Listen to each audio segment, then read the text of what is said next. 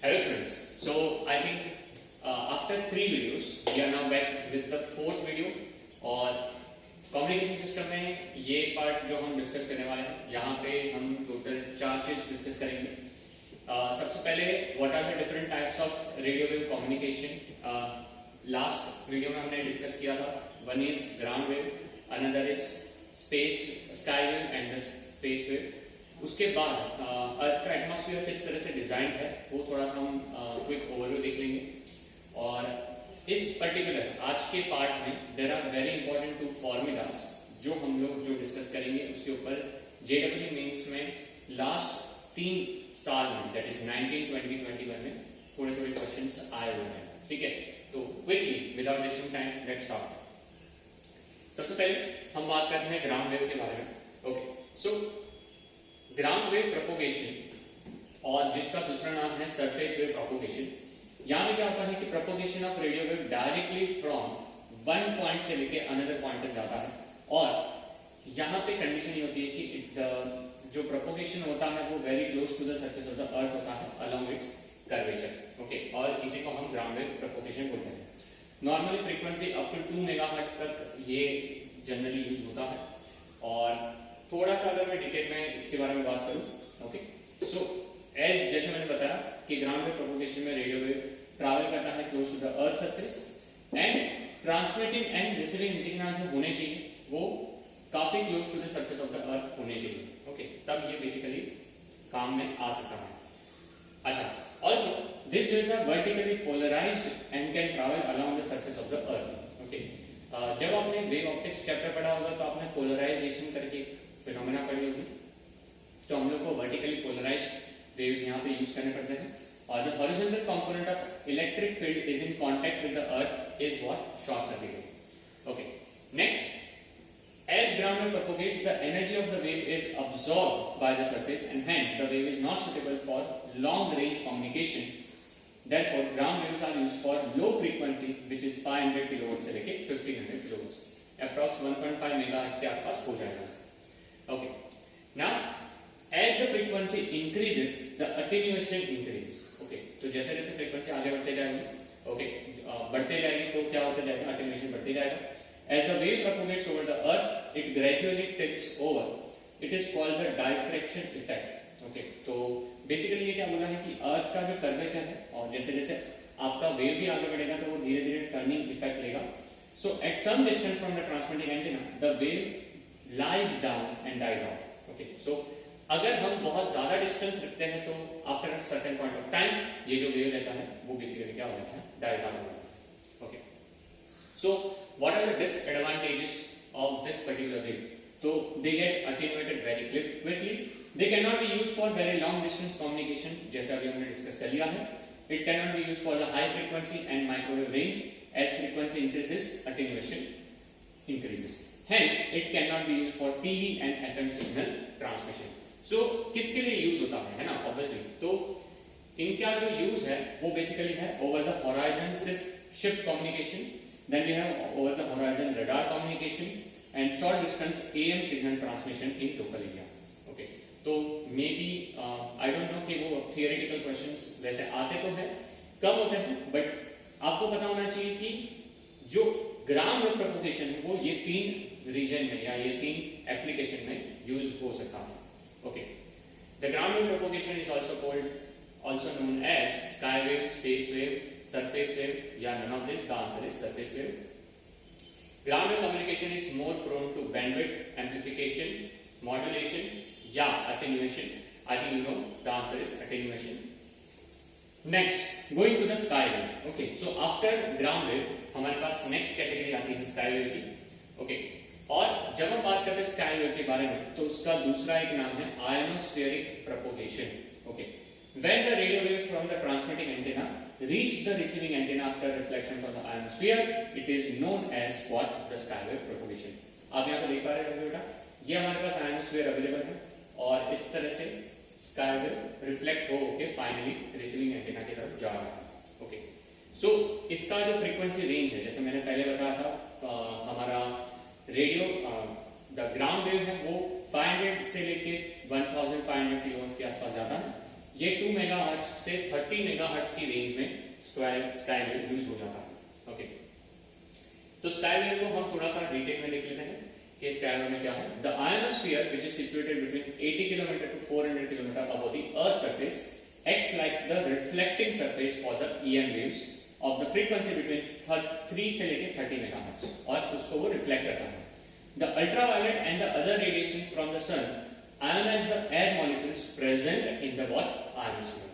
Okay, so इसकी वजह से होता क्या है, as the value of the density of the ions goes on increasing as we go up in the ionosphere, जैसे जैसे आयनोस्फीयर में हम बढ़ते जाएंगे तो जो आयन की डेंसिटी होती है वो बढ़ते जाती है, जिसकी वजह से रिफ्रैक्टिव इंडेक्स जो होता है वो डिक्रीज होता रहता है। ओके, सो डेंसिटी इंक्रीज होने की वजह से बेटा आपका जो रिफ्रैक्टिव इंडेक्स है वो कम होता है। This results in the bending of the EM waves as shown in the diagram. So check करो किस तरह से आपके जो वेव्स है वो बेंड हो रहे हैं। तो अगर आप यहाँ पे देख पा रहे हो बेटा, ये आपका जो है वो आपका बेसिकली क्या हो रहा है, बैंड हो रहा है, रिफ्लेक्ट हो रहा है। अगर आप बहुत ज्यादा हाई फ्रीक्वेंसी पे चले जाते हो तो वो ट्रांसमिट हो जाता है, और अगर आप मिड लेवल फ्रीक्वेंसी पे जाते हो तो वो अब्सॉर्ब हो जाता है।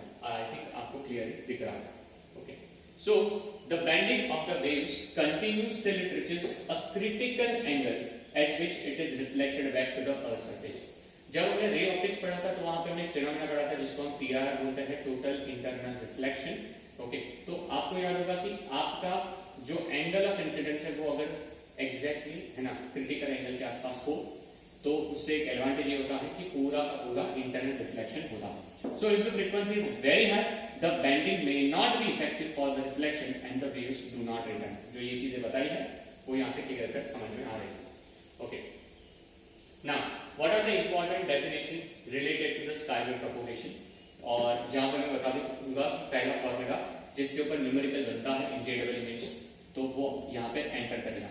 In sky wave propagation, the maximum angle made by the transmitted radio waves with the horizontal above which the radio waves are no longer reflected back by ionosphere is called as the angle of radiation. Okay, so angle of radiation क्या है? Okay, कि ये एक kind of limit बता रहा है आपको, है ना, कि अगर इस एंगल से ज्यादा एंगल पे अगर आपने आयनोस्फीयर को या सॉरी आपने वेव्स को है ना इंसर्ट कर रहा है या बेसिकली क्या कर रहा है, रिफ्लेक्ट कर रहा है, तो क्या होगा, जो ट्रांसमिटेड वेव्स होंगे ना वो रिफ्लेक्ट नहीं होंगे। देखो यहाँ पे बताया है the maximum angle made by the transmitted radio waves with the horizontal above which the radio waves are no longer reflected there. Okay, वो वापस रिफ्लेक्ट नहीं होंगे। Critical frequency is very important. इसका एक फॉर्मूला आता है the maximum frequency of transmitted radio waves above which the radio waves are no longer reflected back by the ionosphere is called the critical frequency। ये एक आपको एक set करना है। ओके, थ्रेशोल्ड जैसी चीजें यहाँ पे सेट हो गई है। सो जो क्रिटिकल फ्रीक्वेंसी है ना उसका ये फॉर्मूला है which is very very important, where fc is equal to 9 under root of n max। ये फॉर्मूला प्लीज नोट डाउन करके रखना आपके पास, आपके नोटबुक में होना चाहिए। n max is the maximum electron density of ionosphere। Direct formula based question आता है, what is the maximum critical frequency or critical frequency of the sky wave propagation wave, और जहां पे आपको nmax देके कैलकुलेट करना होगा। If the frequency of the radio waves is more than the critical frequency, it will not be reflected by ionosphere। ये भी आप ये फॉर्मूला के साथ नोट डाउन करके रखना। आपको पता होना चाहिए कि फ्रीक्वेंसी से अगर आप ऊपर जाते हो तो क्या चीजें हो सकती हैं। Okay, then there is another very important definition जिसका नाम है skip distance. It is the smallest distance from the transmitter along the Earth's surface at which a sky wave of a frequency not more than critical frequency is sent back to the Earth. The larger is the angle of incidence of sky wave, the greater is the value of the skip distance from the surface of the Earth. अब यहाँ पे देख पा रहे होंगे कि आप कोई पर्टिकुलर फ्रीक्वेंसी के साथ आपके जो स्काई वेव है जिसको आप क्या कर रहे हो, ट्रांसमिट करवा रहे हो। ओके, सो जब वो ट्रांसमिट होके रिटर्न आएंगे, है ना, जब वो ट्रांसमिट होके रिटर्न आएंगे, सो जब वो आप देख पा रहे होंगे कि फ्रॉम ट्रांसमीटर से लेके बी तक का जो डिस्टेंस है उसी को वो स्किप डिस्टेंस बोल रहे हैं। कंडीशन ये है जैसे जैसे आप एंगल चेंज करते जाओगे वैसे वैसे वो स्किप डिस्टेंस बढ़ते जाएगा। ओके, सो ये काइंड ऑफ आप एग्री करोगे मेरे साथ कि ये जो है वो काइंड ऑफ रेंज दे रहा है कि कहां तक वो आपके आयनोस्फीयर रिफ्लेक्ट हो पा रहा है। ओके, ऑब्वियसली आपको दो तीन चीजें याद रखनी है कि आपकी फ्रीक्वेंसी क्रिटिकल से ज्यादा नहीं होनी चाहिए, बिकॉज क्रिटिकल से ज्यादा होती है तो वो रिफ्लेक्ट नहीं कर सकता। Okay, the transmission path of the skywave along the ground is limited by the skip distance. Okay, so skip distance basically एक आपको लिमिट या जैसे मैंने आपको बताया रेंज देता है. Okay, so next जिसका नाम है fading. The disappearance of the signal for the short time due to the variation in the height and the density of ionization of ionosphere is called the fading, and the fading is more at the higher frequency. देखो actually में होता क्या है कि ionosphere में हमारे पास जो ions available है ना, इसकी डेंसिटी जैसे आप ऊपर जाते जाओगे वैसे वैसे इंक्रीज होती जाती है, जो अभी हमने डिस्कस किया. बट क्योंकि ये आयंस है तो many of times because of the atmospheric conditions ये आयंस चेंज होते रहते हैं. ओके, और जिसकी वजह से ये जो वेरिएशंस होते रहते हैं उसकी वजह से देयर आर टाइम्स जहां पे शॉर्ट ड्यूरेशन ऑफ टाइम के लिए, for short duration of time आपके ये जो वेव्स रहते हैं या आपके जो सिग्नल्स होते हैं वो डिसअपीयर होते हैं, फिर वापस आ जाते हैं. बट ये एक्चुअली में एडवांटेजेस नहीं है ऑब्वियसली, है ना. This is kind of disadvantage, और यही फिनोमेना को हम क्या बोलते हैं, फेड. सो इसकी वजह से ये जो डिसअपीयरेंस होता है इसकी वजह से आपका जो सिग्नल बीच में लॉस्ट हुआ और फिर वापस आया तो आपका जो डेटा ट्रांसमिशन है उसमें एरर जनरेट होता है. ओके, सो बेसिकली ये इसका डिसएडवांटेज है ना, याद रखना. Now, what are the advantages of the skywave propagation? It can be used for the long distance communication up to 4,000 km. By multiple hopping, it can be rotated through the globe. Okay, multiple hopping का मतलब क्या होता है कि let us say मुझे एक जगह से दूसरी जगह पे वर्ल्ड के एक कोने से दूसरे कोने तक स्काईवेव को यूज करके कोई डेटा को क्या करना है, पहुंचाना है. सो मैं मल्टीपल रिपीटर्स लगा के, इसी को मल्टीपल हॉपिंग बोलते हैं. हॉपिंग का मतलब काइंड ऑफ जंप. सो यहां से एक पॉइंट तक भेजूंगा, वो पॉइंट रिसीवर भी होगा और ट्रांसमीटर भी होगा. सो वो वापस उसको आगे जाके ट्रांसमिट करेगा, एंड इन दिस वे आप स्काईवेव की रेंज को बढ़ा सकते हो. ठीक है, नेक्स्ट डिसएडवांटेजेस क्या है. So most unreliable mode of communication due to variation of ion density. तीन काइंड ऑफ जो प्रोपगेशन है उसमें से ये एक्चुअली में one of the most unreliable mode of communication का है.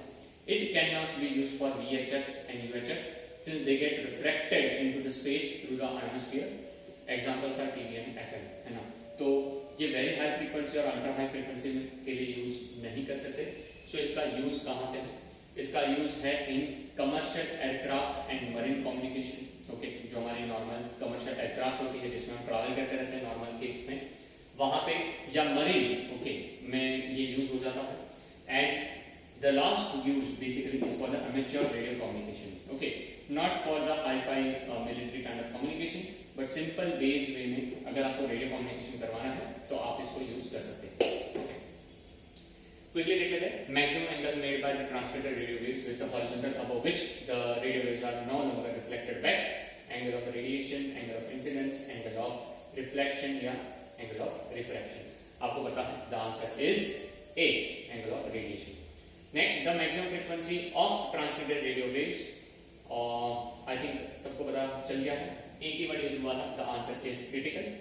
ओके, एंड द नेक्स्ट जिसका नाम है स्पेस वेव. ओके, दो टाइप के वेव प्रोपगेशन हम स्टडी कर चुके हैं और हमें समझ में आया कि टीवी और एफएम के लिए इतना ज्यादा यूज नहीं हो रहा बेटा.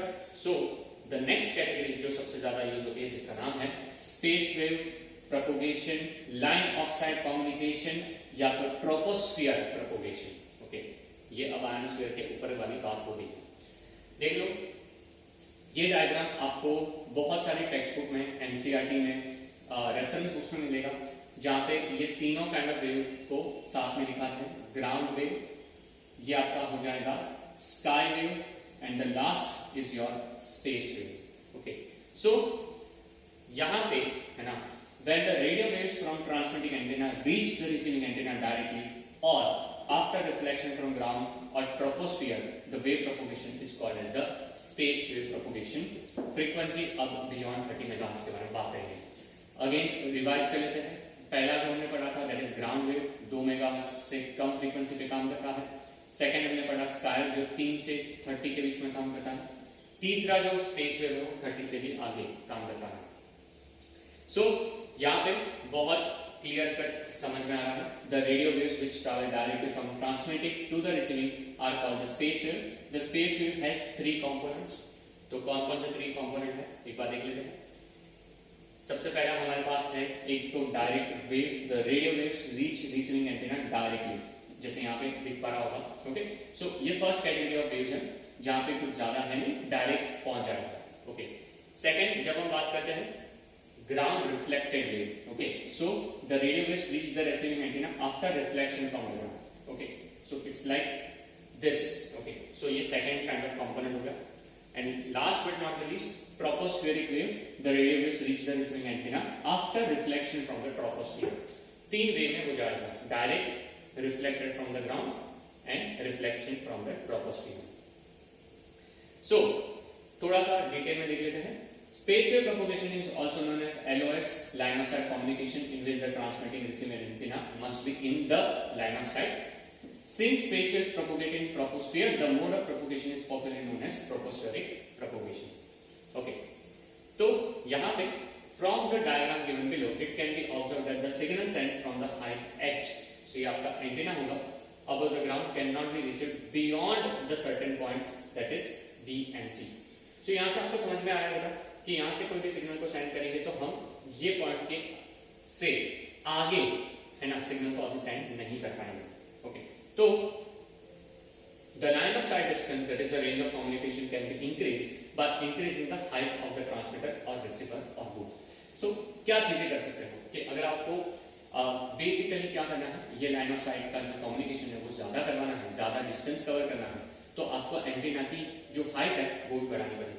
The curvature of the earth and the height of transmitter and receiver determine the maximum range of the space communication. और अभी जो मैं आपको ये बता रहा हूँ, इसी के साथ आपका दूसरा फॉर्मूला जिसके बेस पे रफली 2021 में 4 से 5 क्वेश्चन बने थे वो आने वाला है. सो फॉर्मूला भी थोड़ी देर में जस्ट आने वाला है, देखते रहना. The space wave communication is important at very high frequency, ultra high frequency and microwave between 100 से लेके 1 GHz के बीच में रहता है. And the formula आपके सामने है. The line of sight is given by D is equal to under root of 2RH, which is of the order of few kilometer. Okay, so D is the line of sight का distance, R is the radius of curvature or radius of Earth, और H जो basically हो जाएगा, that is nothing but going to be the height of the transmitting antenna. कई बार ये formula में addition भी होता है, under root of 2RHT plus under root of 2RHR. एक में हाइट ऑफ ट्रांसमिटिंग एंटीना होता है और दूसरे में हाइट ऑफ रिसीविंग एंटीना होता है. वेरी इंपॉर्टेंट, दोनों फॉर्मूला याद रखना. अगर सिर्फ आपको LOS सिंपल फाइंड करना है और एक ही हाइट दी है तो अंडर रूट ऑफ 2RH. अगर आपको 2 फाइंड करना है, टोटल डिस्टेंस फाइंड करना है, तो 2 का एडिशन करना पड़ेगा. क्वेश्चंस हम लोग हमारे अपकमिंग वीडियोस में लेने वाले हैं. What are the uses of this basically space wave propagation? TV signal transmission, FF signal transmission and the radar communication. So मेरे हिसाब से आप एग्री करोगे तीनों काइंड ऑफ कम्युनिकेशन में सबसे ज्यादा जो यूज होने वाला है वो है स्पेस वेव. ओके, बिकॉज ये 3 चीज का हम बहुत ज्यादा फ्रीक्वेंटली यूज करते हैं. But there are few disadvantages as well. Okay, so it can not be used for the long distance communication due to the limit in the height of the antenna obviously. And it is used for the long distance. It requires repeaters which increase the cost of the communication. Compare to the other two communication ये costly भी है, और अगर आपको basically use करना है for longer distance तो you require the multiple repeaters, height of the antenna भी बढ़ाना पड़ेगा. ओके, सो थोड़ा सा एडवांस यहाँ पे चीजें करनी पड़ती है, पर इसके फायदे को देखते हुए कॉस्ट एक बार के लिए आप साइड में रख सकते हैं. Which of the following is a component of space wave propagation? Direct wave, ground reflected wave, tropospheric wave, या all of the above? Obviously, the answer is all of the above. In space wave communication, transducers are required, repeaters are required, amplifiers are required, या तो transmitters are required, repeaters are required. Actually में जो topic मुझे आपको तीनों करवाने थे वो खत्म हुए, बट अर्थ एटमॉस्फेयर वाला जो पार्ट है ना, वो अगर आपको पता हो ना तो काफी है ना एक क्लैरिटी रहती है कि किस तरह से अर्थ का एटमॉस्फेयर होता है ना. सो एक छोटा सा यहाँ पे हमारा अटेम्प्ट है कि अर्थ के एटमॉस्फेयर को एक आपके सिंपल डायग्राम से शो करना है. So atmosphere is basically nothing but the gaseous envelope surrounding the earth, and Earth's atmosphere is bounded with Earth due to its gravitational attraction. The atmosphere contain 78% of nitrogen, 21%, and ये सारी चीजें हमने school में भी पढ़ी है। Now, the density of atmosphere decreases as we go higher and higher, and the Earth's atmosphere is spread up to 400 kilometer above the Earth's surface. Okay, so यहाँ पे आप देख पा रहे होंगे ये आपका Earth's surface है, और सबसे पहले हमारे पास जो आता है वो आता है क्या? ट्रोपोस्फियर। नेक्स्ट उसके बाद हमारे पास आता है स्ट्रेटोस्फियर। ओके, सो एक चीज का हमें ध्यान देना है कि जब हम बात करते हैं हमारे स्फीयर्स के बारे में, तो शुरुआत में पहले 12 किलोमीटर की रेंज में हमारे पास रफली ट्रोपोस्फियर अवेलेबल है। ओके, नेक्स्ट जब हम बात करते हैं ट्रोपोस्फियर के बाद स्ट्रेटोस्फियर है, और उसके बाद हमारा ओजोन लेयर बनता है जो रफली 50 किलोमीटर के डिस्टेंस पे है। उसके बाद अराउंड 80 किलोमीटर, 50 से 80 के बीच में हमारा मेसोस्फीयर बन जाता है। ओके, देन उसके बाद हम जाते हैं तो हमारे पास 140 किलोमीटर तक कैलिली हेविसाइड लेयर और थर्मोस्फीयर, ये दोनों आता है। एंड फाइनली हमारे पास अगर हम लास्ट बात करें तो वी है एपल्टन लेयर, जो रफली 400 किलोमीटर के आसपास पहुंचता है। ओके, और ये आपका जो पार्ट है, okay, from this part and this part you can see from 80 से लेके 400 के बीच में वो आपका आयोनोस्फीयर कहलाता है। सो आई थिंक ये डायग्राम से क्लियर कट समझ में आता है कि ग्राउंड में प्रोपोगेशन तो यहाँ पे हो जाएंगे, then we have the spatial propagation जो ट्रोपोस्फियर से होता है, देन वी हैव द बीच वाले स्काईवे प्रोपोगेशन जो आयोनोस्फीयर से होता है। Okay, so I think this clears the entire idea of the three kind of communication. Okay, तो अब देखो, अगर आप हमारे वीडियो को ध्यान से देखोगे तो आपको समझ में आएगा कि जब पहला वीडियो था वहां पे हमने बेसिक्स ऑफ कम्युनिकेशन सिस्टम है ना, हमने देखा कि क्या क्या चीजें यूज होती हैं। सेकंड में हमने इंपॉर्टेंट डेफिनेशंस जो कवर होती हैं वो सारी चीजें देखी, जहां मैंने बोला था कि आपको अटेन्यूएशन या फिर हमारे पास एम्प्लीफिकेशन हो गया, मॉड्यूलेशन, डीमॉड्यूलेशन, ये सब क्या होता है वो हमने स्टडी किया। तीसरा हमने बहुत ही इंपॉर्टेंट स्टडी किया कि बैंडविड्थ क्या होता है, हमने डिफाइन किया, और अलग अलग जो डेटा था, अलग अलग हमारे पास चीजें थी अवेलेबल, उसके बेनिफिट्स को हमने डिटरमाइन करा। और ये पर्टिकुलर वीडियो में हमने देखा कि हमारे पास ट्रोपोस्फियर, आयोनोस्फियर और अलग अलग काइंड ऑफ अर्थ के एटमॉस्फेयर कैसा है, और वेरी इंपॉर्टेंट कि ये सारे एटमॉस्फेयर के साथ हम कौन से kind of radio wave propagation को यूज करते हैं। ओके, तो अब यहां से कितने क्वेश्चंस जेईई मेंस के लिए हमारे पास अवेलेबल हो चुके हैं। तो एक तो थियोरेटिकल जो डेफिनेशन वाले पार्ट है वो बहुत इंपॉर्टेंट है, इस ये आपको आपके बोर्ड्स एग्जाम में भी आ सकता है।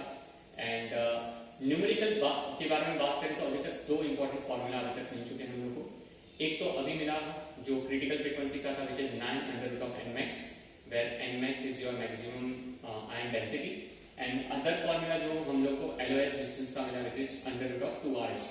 ओके, अब जो लास्ट वीडियो हम लोग लेके आने वाले हैं, ओके, वो वीडियो में हम लोग डिस्कस करने वाले हैं about the different modulation technique, और उसके ऊपर पूरा कम्युनिकेशन सिस्टम के न्यूमेरिकल बनता है। ओके, सो नेक्स्ट वीडियो, अगर अभी तक आप लोग हमारे साथ जुड़े रहे हो तो नेक्स्ट वीडियो विदाउट फेल है ना, देखना मत भूलना। और वो वीडियो के एंड में जो मैंने आपको बताया था कि we are going to attach a very very important PDF PPT, जिसमें हम लोग आपके लिए पूरे चैप्टर का सिनॉप्सिस ओके देने वाले हैं। तो last video don't miss at any cost, हमने सिंप्लीफाई जितना हो सके वो करने की ट्राई करी है फॉर द बेटर अंडरस्टैंडिंग। देखो, हमें नहीं पता है कि कम्युनिकेशन सिस्टम फ्यूचर में किस तरह से है ना JEE या कोई दूसरी एग्जाम का पार्ट बनता है, पर हम लोग को इसके प्रिपरेशन करनी है।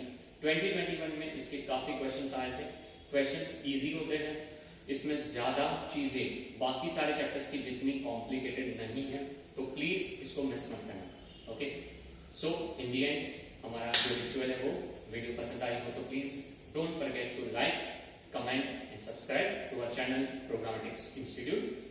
See you soon with the next video very soon. Thank you so much.